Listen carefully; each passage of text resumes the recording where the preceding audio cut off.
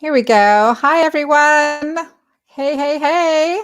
Hi, guys. It's Dr. Anna. Great to be here with you. I am the girlfriend doctor, and today I'm bringing one of my girlfriends with me, Dr. Kathryn Guylay. And I know that you guys have this is day 9 of my daily updates with you as we head towards our 21 days of Easter and day 9 on that journey. And I know that we're navigating some really challenging times here. And Dr. Kathryn Guylay has a fabulous perspective. Well, first of all, Kathryn, it's great to see you. Thanks for joining us today. Hey, girlfriend. It's so great to be with you and your wonderful fans. I'm a fan. Well, I'm a huge fan. So thank you for that. I'm going to tell our audience a little bit about you because your background is fascinating. And this is just a summary. But, there's so much more to you and your background. I'll have you share that with our audience too, and how, how you how you actually came on this journey to create some fun, to bring some fun into it. So Dr. Kathryn Guylay is truly a heart-centered leader in business and personal development who has worked with some of the largest companies in the world in the areas of strategy and performance. She has shared her experience in boardrooms from GE and AT&T to the smallest of startups, serving as the CEO of Ketchum Innovation Center, a business incubator in Ketchum, Idaho. And she's actively involved in her community as the founding executive director of the nonprofit organization Nurture. And she served on several other boards, including Fast and Female, a board of Olympic athletes supporting girls in sports. As well, she is a wife and mom of 2. So, tell my audience a little bit about you. I see many of my viewers starting to join on. So it's good to see everyone coming on, and you guys can put questions here. We're going to talk about navigating these times and then how we can do it without losing our sanity, right? And also, not just surviving during this time, but thriving during this time.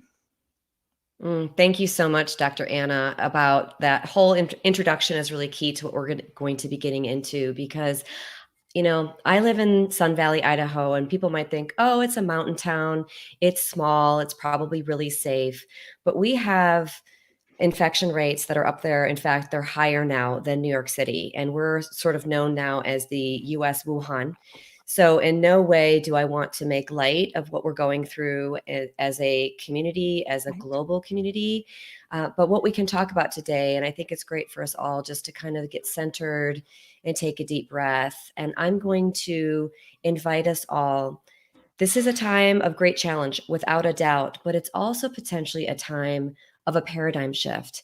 And I have a lot of leaders and even mentors like, Stephen Covey, for example, that talks about these paradigm shifts and what's happening in the world today on a global, it's a pandemic, but it's a political, it's environmental, it's a relationship oriented shift in what we're going through. And I invite everyone in this paradigm shift to kind of look at it as think about like your favorite stage, right? A theater that puts up an elaborate set, right? And that is our world today. It's a stage with all of the things all put up, and there's a script and there's a play and there's all the actors and they all have their lines, and that's what we've been in for the past, several hundred years potentially. And right now we have this opportunity to take down that stage and create a new set and create new actors within ourselves and the roles that we play and the scripts we say out loud and the relationships that we create. And I invite everyone to use this time to really think about who they want to be in this new play, in this new theater of, classroom planet Earth, and really kind of center into how we can go forward. You mentioned thriving. It's so important. It's going to be challenging without a doubt, but it's about how we can make the most of this paradigm shift out of fear and into love to really seize all the opportunity that is going to be presented as sort of a silver lining. I think it's also looking for those silver lining moments, creating them. And if we are focusing on like what we don't have or we're forced to do now versus what we get to do. And I think it was Dr. Anthony Yoon, a dear friend of mine, and he was saying that if someone had said, a month ago, well, I'm going to give you a month off, you get to stay home, rest, and do the things on your bucket list that you would really want to be doing, and stay with your family, hunkering down, how would you would like, okay, yeah, give me that time off, 1 week, 2 weeks, 4 weeks, give me that time off. So it's true. Again, the circumstances that which we're in are quite different, quite stressful, but yet the internal piece of our experience can still be attained. And I think this is why I love your work so much, Kathryn, is because part of my journey around the world and traveling and going to some of the poorest areas of the world where, people like families of 12 slept in one room. That was their kitchen, their bedroom, their living room. It was all within one room, and as well as really some war torn areas. And yet to see the in their attitudes, a positivity, and a hope, like, given a hope for a future, right? And so I think that's a key part of this, that we can't give up our hope, a hope for a future. And how are we now redefining ourselves to create that? But it's tricky because we may be, I'm tucked away on St. Simon's Island in my house with 3 of my 4 daughters, right? It's pretty darn good. It's pretty darn good. Most of the times, it's daughters. There's fights, but not too terribly. So, but versus being like where you are in the epicenter and knowing people that are sick or are getting sick, and how that uncertainty is and how that's unfolding. So, with that reality upon us, what do we do, Kathryn? What's the next right step? I always say there's always one next right step. Absolutely. And you talked about how there's the external world and then there's the internal world. And right now, what we need to be focusing on is our internal world. And you mentioned that in some of the war-torn areas of the world, people actually do find happiness. After a natural disaster, people can find happiness. My friends from high school, Adrian Bellick and his brother, Rocco Bellick, movie called The Happy Movie. And it actually all started because the director, Tom Shadyac, who's actually famous for like the Pet Detective movies and things like that. He's a really interesting guy, but he was very, very successful in his career and in Hollywood. And then he sort of wondered like why his gardener was more happy than he was. And so he went on this whole journey to find out what happiness is really about. So I encourage people to take this time. And I have to say, as a transformational leader, and I'm sure you're feeling this as well, Dr. Anna, we are all more full now than ever before. Like my days, yesterday started at 4 a.m. and it went till 8 p.m. It was a 16-hour day. I did have a meditation break of about 90 minutes in the middle of all that. And I'm doing some self-care, some brain training, using some of the tools that I use with my own clients. But we have to be taking time to take care of that inner world, because that's going to help us in the paradigm shift. So that's really a simple first step, is to know that you can't control the outer world. We can only control the inner world, and really kind of focus on that. And I'd like to say too, just from some actionable things that are related to my work with Nurture. So Nurture is a nonprofit organization that I founded in 2008. And we provide nutrition education to children and families. And a lot of our programs are delivered in schools. And so it was like, I had this whole schedule of school visits that I was going to do and lessons that I was going to teach. And of course, those have all been canceled. So I'm getting creative. This is outside of my coaching and consulting practice. This is my humanitarian giving back project. And I spend a lot of time on it. It's all about how can we still engage the students? How can we still engage the parents at home? And for your listeners and viewers, Dr. Anna, I want to talk about the resources that we have as this nonprofit. Parents can go, there's at my Make Everything Fun site, there's tons and tons of recipes. At the Nurture site, we can put that in the chat. That has tons of free resources, and they're all designed to allow people to make healthy homemade food on a budget. So the recipes are $1.50 less per serving. Like it competes with fast food, because that was the whole premise of the organization, was going to food pantries, enrolling families from those pantries, especially parents and grandparents with kids. And we would have kids education around nutrition and get them excited. But we can all do that now at home with our own kids if we have the right tools and resources. And so I know you're making a lot of your things free. I've made all of my books on Amazon. I could, as low as I could go, like 99 cents is what I was trying to shoot for. Amazon wouldn't let me do some for free, but books about eating a rainbow for kids, fruits and vegetables, books for parents about making nutrition fun, and all the nurture resources, which we can talk about. Because right now there's a lot of people that are making food.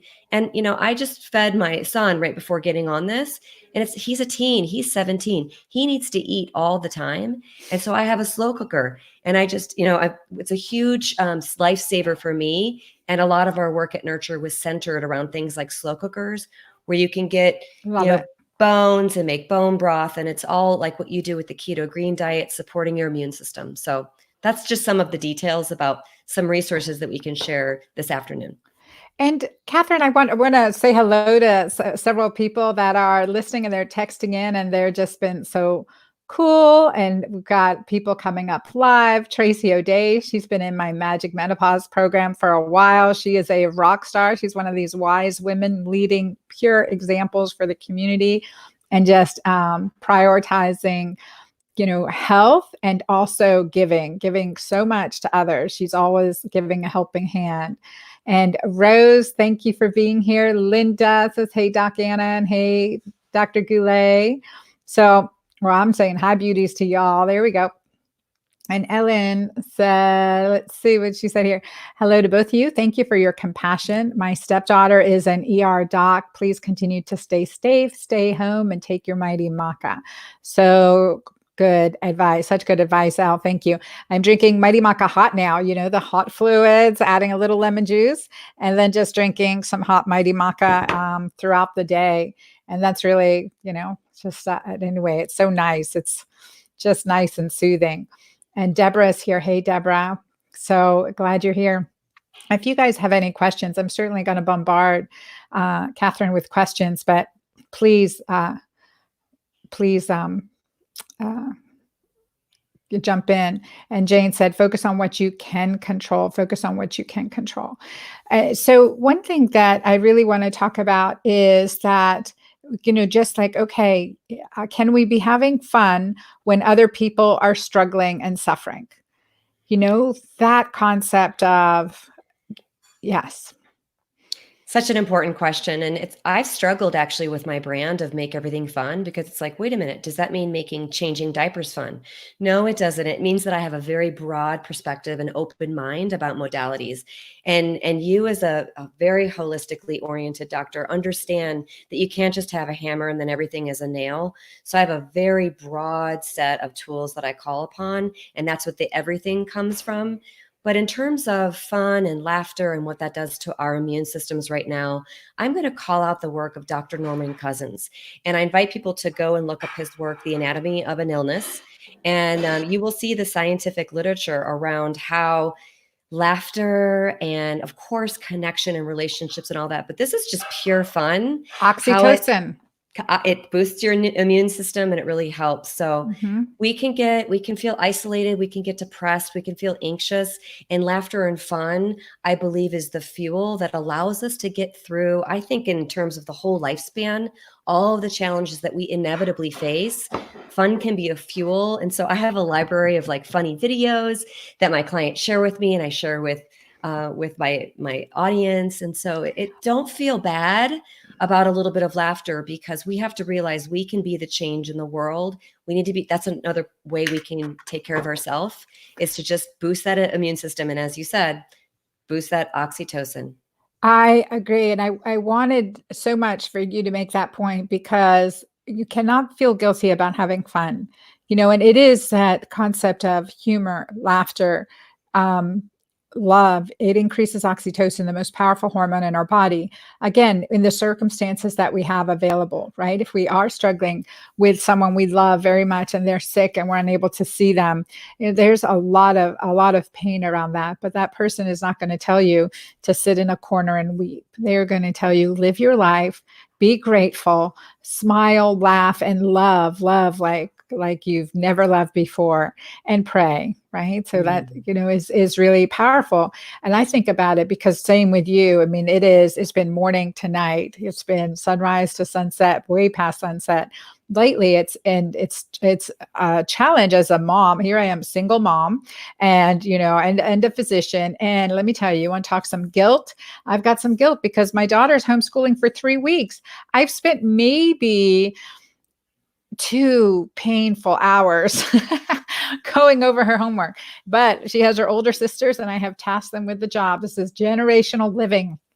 And if you guys are other moms are at home and they have a wide range, you're giving these kids responsibility that maybe they haven't had the opportunity. And I'm going to call that a big win, right? And we can celebrate that the older children are taking leads, but also then, where are we having fun? Doing a puzzle together, talking, having dinner time all together, having fun. But Kathryn, I tell you, this morning I got my girls together and I said, the reality is this is my living well.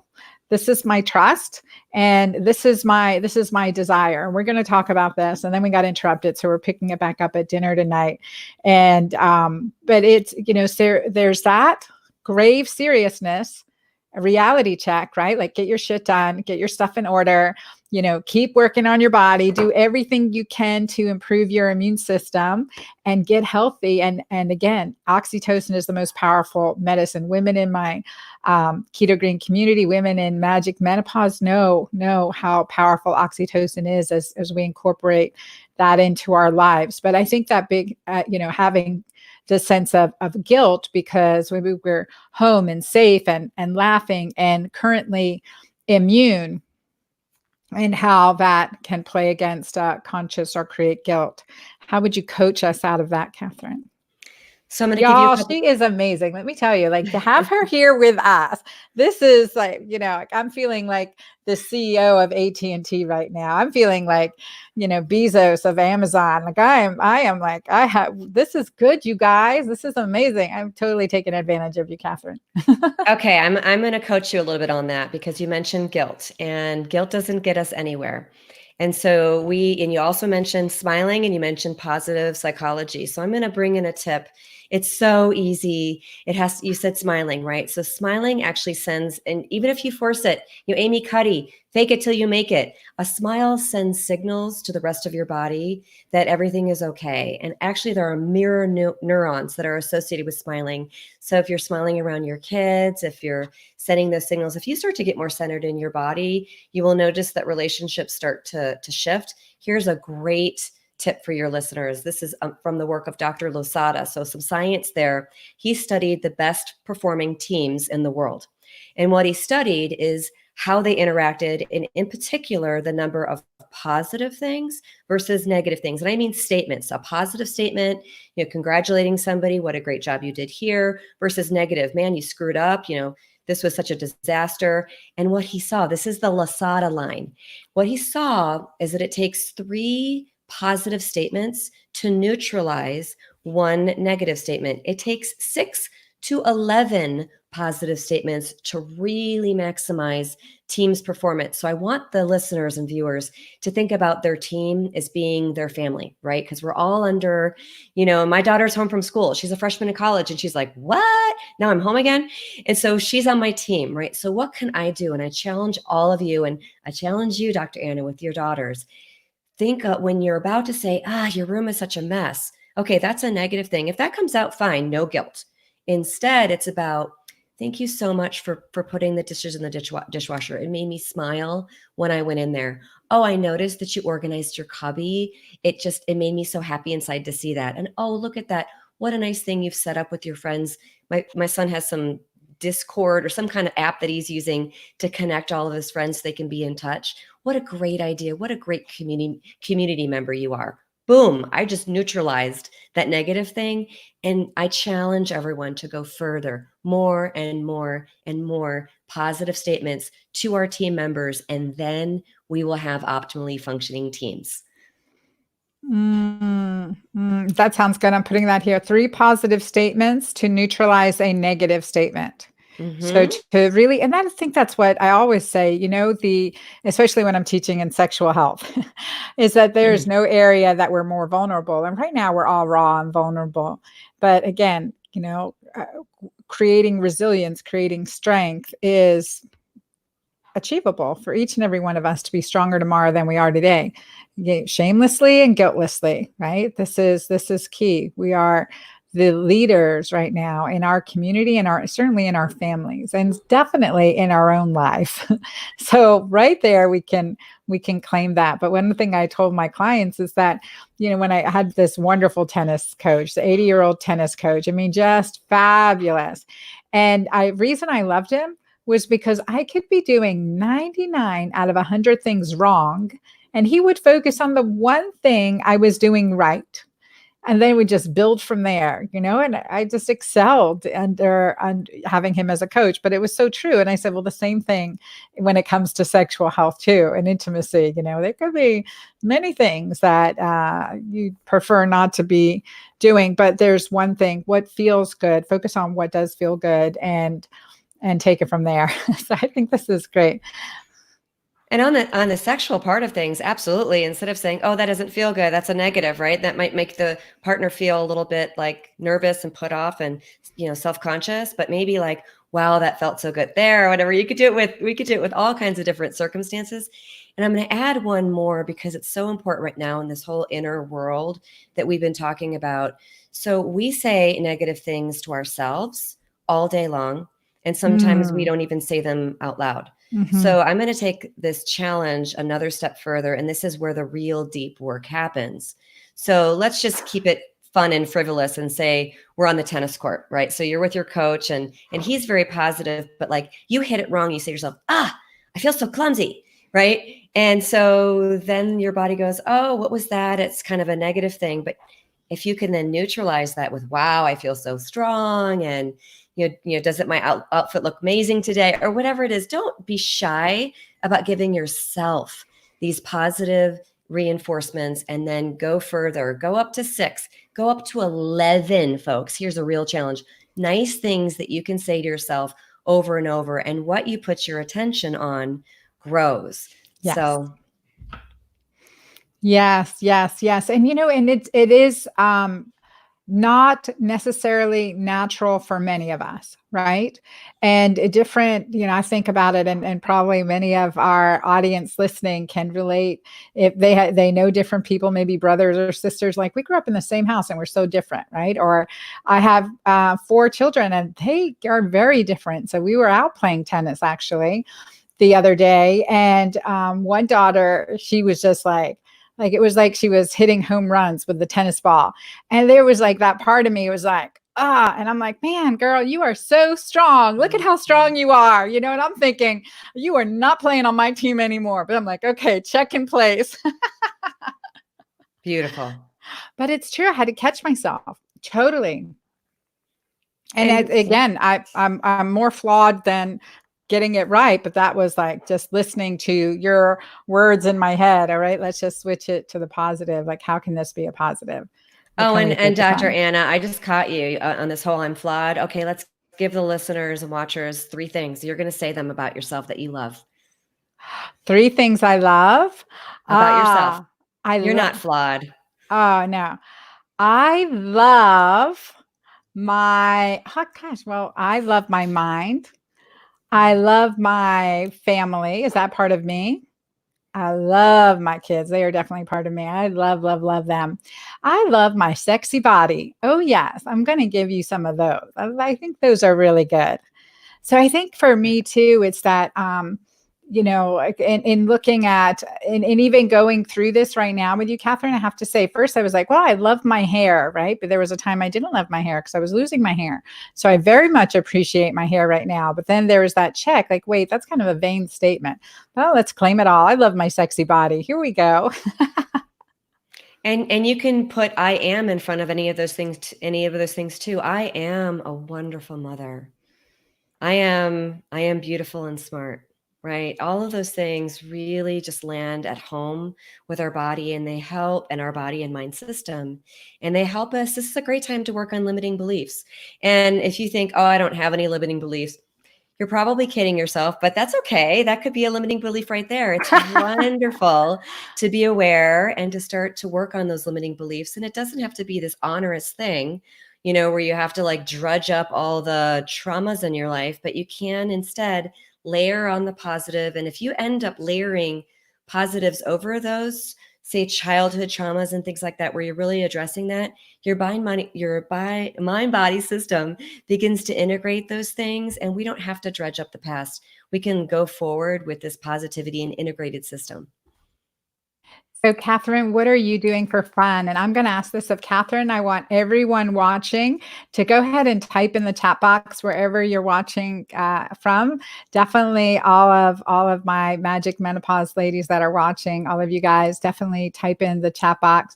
What are you guys doing for fun, or what will you do today for fun? Well, how about you, Kathryn? Oh my goodness. And it's so fun because I was just mentioning how full my schedule is right now, working with clients, working with groups, and doing my nonprofit work as well. But you know what? My fun, I actually just spent, I went out this afternoon. I went up north from where I am, and I skied in 3 inches of fresh powder. And it was glorious. And sure, I have a huge long list of things to do, but that was for me. And before I did that, I put on my slow cooker soup for the family. And so that was for me and for my family. And then I took just a short break to lie on my PEMF mat, and I did a meditation to some beautiful, uplifting music. So I'm having fun with that. Oh, that is beautiful. That is beautiful. Connecting in nature, grounding, having that time to just get out, right? Get off, and then making that a priority for yourself. And that certainly is a challenge. And I think that's a challenge for others in the same situation, where you can be, you're here and you're like working nonstop, but taking that time to break the pattern of what you're doing right now, and to engage in love. Let's see what are we having here? All right. So we're working on our limiting beliefs and releasing them. I posted that there. And let's see here. A Facebook user, doesn't show her name. I insisted we watch a comedy early last night. Oh, speaking of which, you're going to have to give us a list of movies to watch too. I want to definitely hear. Gina, hey Gina, walk outside with friends. Walk in nature, talk to friends. Excellent. Put up Easter decorations. Oh my gosh, we are getting very close to Easter, right? It's 12 more days to Easter. So I haven't, coloring eggs. I didn't even think about Easter decorations, although I'm on a countdown. Elle said, my husband and I are musicians, so my fun is performing music on Facebook Live for our fans, friends, and family. We are also taking some amazing walks. Elle, I'm going to come like your page and enjoy your music. I think that's what I'm going to do for extra fun today. Tracy said, I rearranged my sunroom. I will wait with my hubby tonight after I will probably walk with my hubby tonight after supper. Rose, listening to my favorite music and dancing along like crazy. Yes, I love that. Shellman Bluff, Georgia, sitting in the sun, watching my dogs play outside. Awesome, Tammy. Great. Guys, thank you so much for sharing that. So I want to just thank Kathryn for being with us. Her website is Make Everything Fun. So the next right step would be to go to Kathryn's website and check out your resources. You have so many resources. I was just looking too. You have Make Leadership Fun, Make Nutrition Fun, Make Wellness Fun, Make Publishing Fun. Now, I don't know how you can make publishing fun. Let me tell you, I'm in the middle of book launch.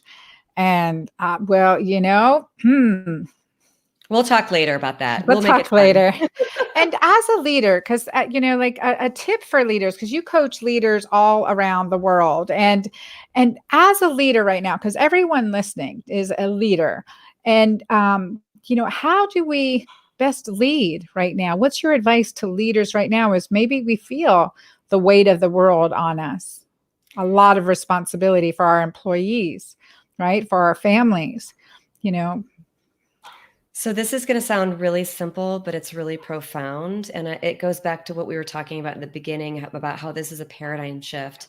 So when I was in the boardrooms of AT&T and 3M and Motorola, we were leading from our minds. And it is my intuition at this moment that the new leadership will be leading from our hearts. So as much as we can all be connecting to that heart and leading forward with our hearts, that is what I would recommend right now. Touching into our heart, our most powerful part of our body, our most powerful organ. That concept again, the heart is love. There are oxytocin receptors in our heart. For a healthy heart, we have to feel, receive, and give love. We absolutely do for a healthy heart. So on that note, I want to thank you guys for listening and stay tuned tomorrow. Also, you guys, please give us some likes here on this page and share this with your friends. Kathryn is giving away just great content, and her website's a great resource. And she's just an amazing leader, an amazing person. So share this with your friends, share this with your family, and definitely share the resources and your commitment to make everything fun, to make some fun, guiltlessly and shamelessly. We're going to do that necessarily together. And especially you're home now, you're cooking, easy ways to cook, easy ways to combine meals, and doing it on a budget is, that's a challenge. And I am certainly having fun in my kitchen with my daughters. I don't know if you can hear the noise in the background. I'm like, there's challenges for working at home, but they're cooking up something. It is 5 p.m. We like to eat dinner by 6 p.m. Eastern. So I hear that they're cooking something. And again, Jane said, love the leading from the heart. Yes, that is good. That is good. You guys are so welcome. Share this with your audience. Be sure to like it. And on Friday, I am actually going to be talking about how we navigate through trauma, because whether, we realize it or not, we're all losing something. We have lost some freedoms. We maybe will be losing, some liberties and some securities, and I hope not, but maybe some people that we love too. And I know all about that. Many of you listening know my story, my walk through grief and loss and trauma. And I've got some hope and inspiration and a guide to support you and everyone around you at this time. So that's on Friday at 4:30. Guys, I will see you for our next live tomorrow again. But thank you guys for being here. Thank you, Kathryn, so much for being here. Thank you, girlfriend. Love you. Love you.